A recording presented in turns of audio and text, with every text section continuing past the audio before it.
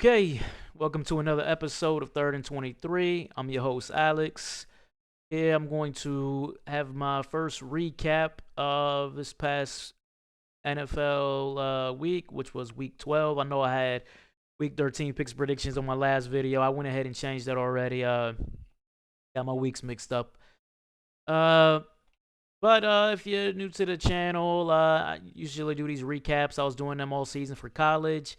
I'm gonna do them for the NFL. Just quick recaps to see how my picks and predictions went, and how where I'm standing at for the season and so forth. So as you can see, I had myself a good week. Went 4-0. Obviously, this is just from this past week. I didn't do any videos for NFL picks that I did earlier in the season, but I've had a good season overall in the NFL as I did in college.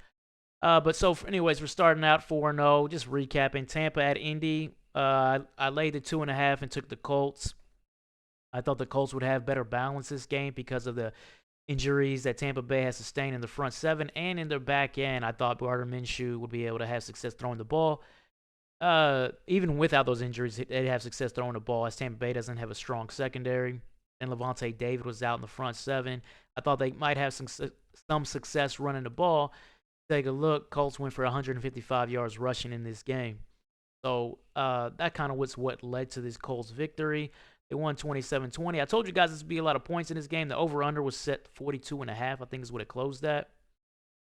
I didn't recommend doing it because I didn't talk over-unders, but if you did, congrats on that because I would have. That's definitely a play I would have made if I look. I didn't do over-under either. But anyways, we hit on that. Pittsburgh at Cincinnati. I laid the 2.5 and took the Steelers. Mainly because first game without Joe Burrow. I told you guys about Jake Browning. You guys, when you watching me do these videos, you got to understand I follow college as much as follow the NFL. So I saw Jake Browning play in college. The guy's not a physically gifted quarterback, okay? Game kind of went as expected. There were two batted balls in this game that contributed to Jamar Chase. They got him like 50 yards or so, contributed to their only touchdown. Final this one was 16-10 Steelers. So we do cover, but we didn't cover really how I thought we would. I thought the Steelers would have scored more. I got to tell you something, man. Steelers had over 400 yards of offense and still only had 16 points in this game. They just, they can't score. And I put that on the QB, man. In the QB in the NFL, you got to guide these touchdown drives. Steelers are the most, what is their record? Are they 7-3 now? Just a quick, it's at 7-4. Obviously, I don't have all the numbers with me and everything. I get, but I'll put the 2023 Pittsburgh Steelers as the most fraud 7-4 team in the history of the NFL. But they got us paid, so appreciate that. That's another dub. Kansas City at Vegas. I laid the 9, took the Chiefs. Told you guys I thought Aiden O'Connell would struggle against an underrated Chiefs secondary, and I thought Patrick Mahomes and the offense would do what they want. I'll be honest, this game started out at 14-0, I believe. Was it 14-0 or 14-3 Vegas? And I was like, oh, damn. In some trouble. But Raiders really had one really good drive, and then Josh Jacobs hit a home run running play for a touchdown. That was it. Chiefs pretty much took over from there and won this game 31-17. Mahomes did almost hit 300. He had 298, 2 touchdowns, so he had the good game that I expected. Surprised they didn't run it better than that. 69 yards. Pacheco didn't have a good game running, though he did have 2 touchdowns. Aiden, 248 and a touchdown. He actually didn't have a bad game. I wonder how much of that was more in the first drive than anything. But, yeah, he didn't have a bad game. But in the end, still 31-17 final. I said on video, I expected the Chiefs win between 14 and 17 points. So I hit that on the head. That puts us 3-0. And then low stakes plays. Man, I forgot to do it. So there you go. These are high stakes plays right here. Trying to put some animations in these things. These are some high stakes plays. Big money is what I put on these to win big profits, right? And then here we go into our low stakes plays. So these are bets that I was going to do.